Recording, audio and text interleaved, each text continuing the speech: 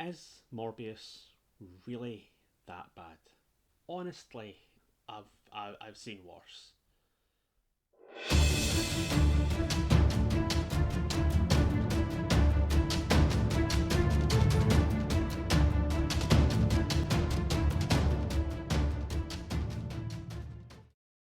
It's not the worst film in the world. It has its good points, it has its bad points. You know, most films do. But overall, it's got about as many good points as it has bad points, for me personally. I know a lot of people gave it a lot of flack because of the whole CGI thing, which is one of the bad points. The CGI was not on par with what Sony has been doing. The origin story, I've got mixed feelings about that. They did have a good origin story. They just didn't know how to keep that origin story as an origin story. It was like halfway through they decided, right, we've done the origin story, we need to work on the next story. And it's like, this is the film, stick with that. So that's why I'm a bit mixed with the origin story. The CGI wasn't good. The acting was good. They had a great cast. They had an Oscar winner with Jared Leto. In the past few years, his parts have been hit or a miss, especially with him playing the Joker.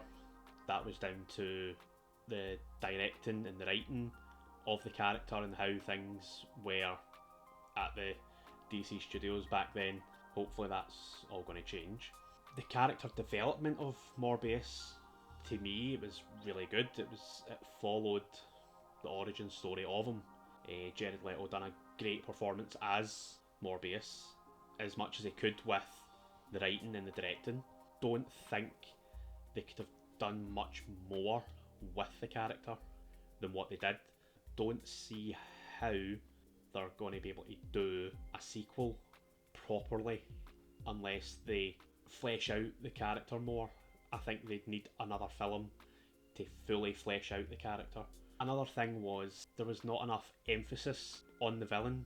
There wasn't enough about their relationship. It showed them how they met, then it showed that they'd kept in touch, but there wasn't much of the actual relationship. It was just, oh, he's there, they're friends, that's it.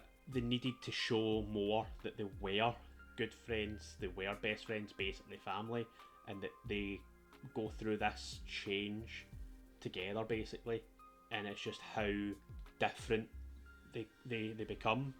There wasn't enough emphasis on why one became good and one became bad. It was just, oh, he's a good guy, he's a bad guy, even though he's people.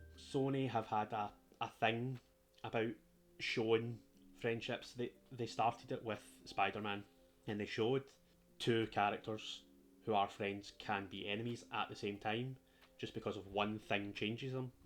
With the writing for this, it's like it was rushed. It seems like Sony are just trying to spew out characters. But with this Sony MCU deal, there is a lot more potential for extended world building in the multiverse.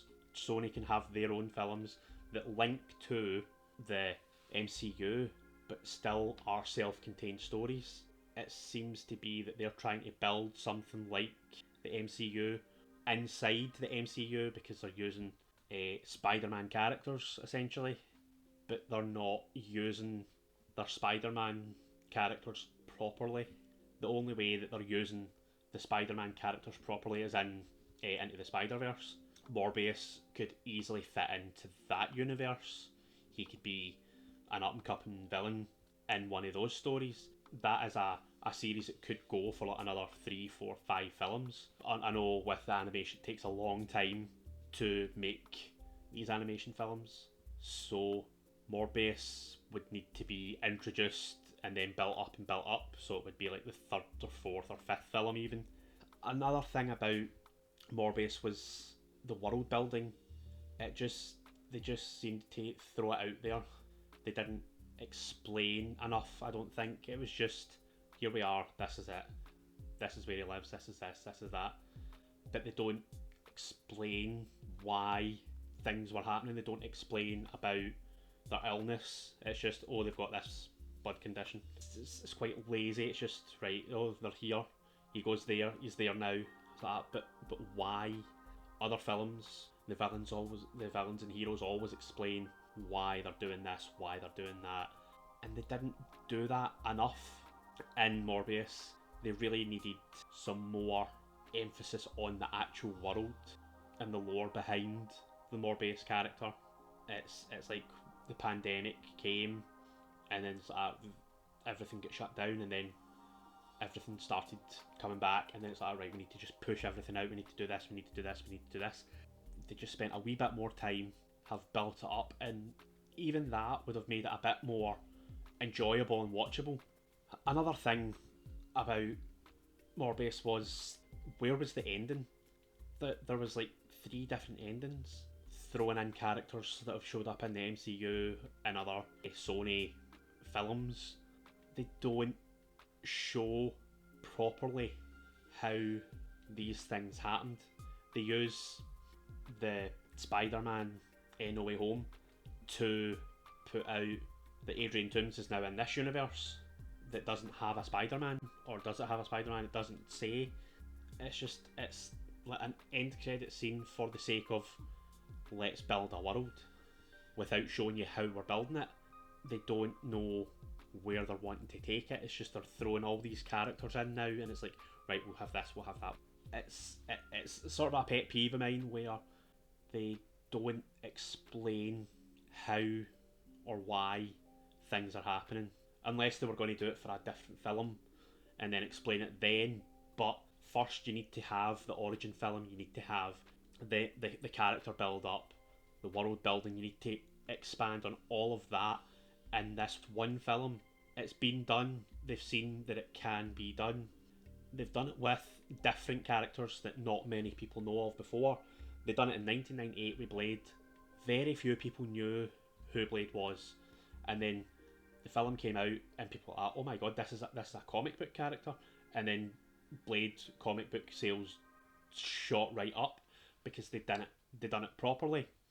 And with Morbius, they just haven't done enough to build up a fan base to want more films, to go out and buy the comics, to go out and buy the other things about Morbius.